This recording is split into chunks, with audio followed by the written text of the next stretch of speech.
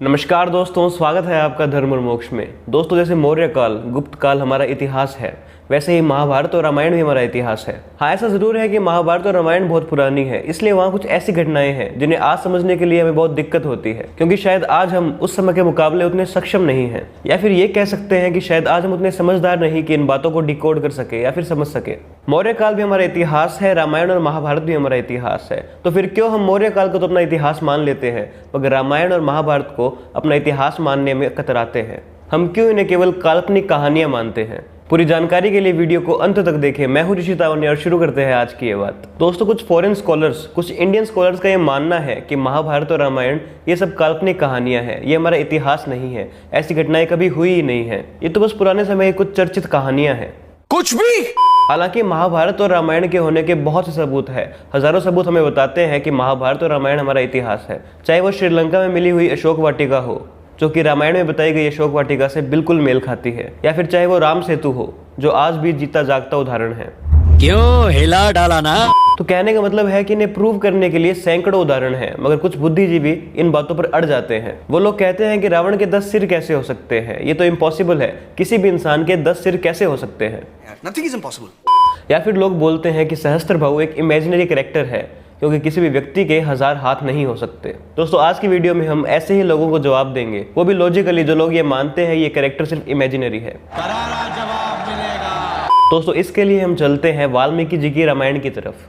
दोस्तों, पहली बात तो ये है कि रामायण को लिटरल ट्रांसलेट किया गया है, यानी वर्ड टू वर्ड किसी एक लैंग्वेज से दूसरी लैंग्वेज में ट्रांसलेट किया गया है। मगर ये भी तो हो सकता है कि वहाँ लिटरल मीनिंग ना लेकर कोई इम्प्लाइड मीनिंग लिया गया हो, यानी शब्द कुछ और हो, उसके भाव कुछ और हो। वाल्मीकि जी ने रामायण में लिखा है कि उस समय रावण से बुद्धिमान कोई व्यक्ति नहीं था, पूरे विश्व में सबसे ज्यादा ज्ञान रावण के पास था। इसलिए रावण के मृत्यु के दौरान भगवान राम ने लक्ष्मण को रावण से जीवन का ज्ञान प्राप्त करने के लिए भेजा था। रावण के ज्ञान की समझ हमें तब आती है जब उसने कैलाश पर्वत उठाते हुए शिव तांडव स्तोत्र रच दिया था। तो रामायण में काफी ऐसे मोमेंट्स आते हैं जब हमें यह समझ आता है कि रावण बहुत इंटेलिजेंट, बहुत नॉलेजेबल पर्सन था।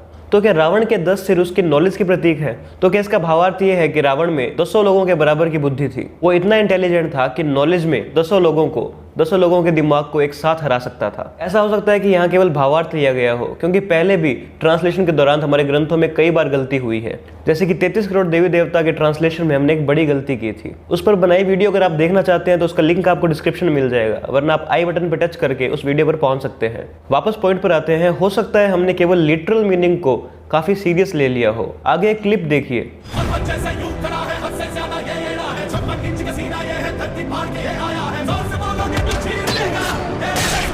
इस सॉन्ग में सॉन्ग राइटर ने कहा है कि पर्वत जैसे ये खड़ा है, 56 इंच का सीना है, धरती फाड़ के ये आया है, ये है सुल्तान।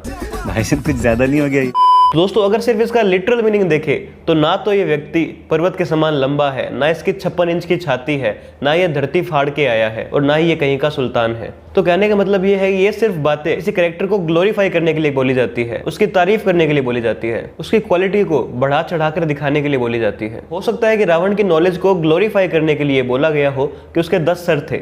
और ये तो हम जानते हैं कि राइटर्स हमेशा से अलंकार यूज करते हुए आए हैं। जैसे सूरज की किरण को वो हमेशा स्वर्ण से कंपेयर करते हैं, यानी गोल्ड से कंपेयर करते हैं। तो ये तो खुद की समझ होनी चाहिए कि राइटर्स हमेशा अलंकार के यूज करते हैं। और वेद व्यास, वाल्मीकि, ये लोग तो महान राइटर्स थे, इनकी बराबरी तो कोई कर ही नहीं सकता। अगर आप शेक्सपियर के मेटाफर को समझते हैं तो आपको वाल्मीकि के अलंकारों को भी समझना चाहिए।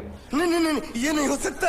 दोस्तों, ऐसे ही सहस्त्रबाहु का नाम भी आता है। हमारे ग्रंथों में सहस्त्रबाहु को बहुत शक्तिशाली दिखाया गया है, यहाँ तक कि सहस्त्रबाहु ने रावण तक को हरा दिया था, जिससे हमें अंदाजा मिलता है कि वो कितना शक्तिशाली था। अगर फिर लोगों को प्रॉब्लम यही है कि किसी व्यक्ति के 1000 हाथ कैसे हो सकते हैं, तो उसका भी ये सेम ही आंसर है कि यहाँ 1000 हाथ का शब्दार्थ ना लेकर भावार्थ लेना चाहिए। हमें ये देखना चाहिए कि 1000 हाथ हमें ये समझाते हैं कि सहस्त्रबाहु कितना शक्तिशाली था। वो अकेला ही हजारों हाथों से, यानी हजारों लोगों से लड़ सकता था। और यहाँ भी हो सकता है कि सिर्फ उसे ग्लोरीफाई करने के लिए ये अलंकार का यूज किया गया हो, जस्ट बिकॉज कि आप में इतनी समझ नहीं है कि आप रामायण की बातों का भावार्थ निकाल सके।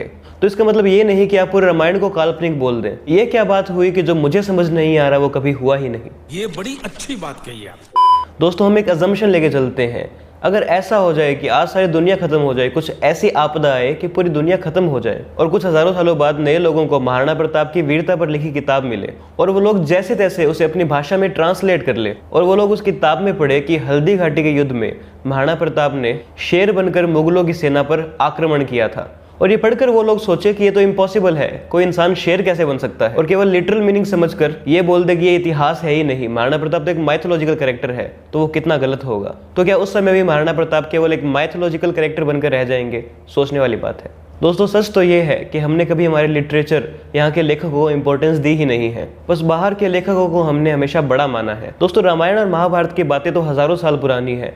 हो सकता है उस समय पॉसिबल हो कि किसी के 10 सर हो या फिर 1000 हाथ हो, मगर यह भी तो पॉसिबल हो सकता है कि वेद व्यास और वाल्मीकि जी ने अपनी राइटिंग में उन्हें ग्लोरीफाई करने की कोशिश की हो। मगर ये बात तो तय है कि महाभारत और रामायण हमारा इतिहास है, और अगर कोई बुद्धिजीवी हमें 10 सर या 1000 हाथों को लेकर सवाल करे तो हम उसे उसी की भाषा में जवाब दे सकते हैं।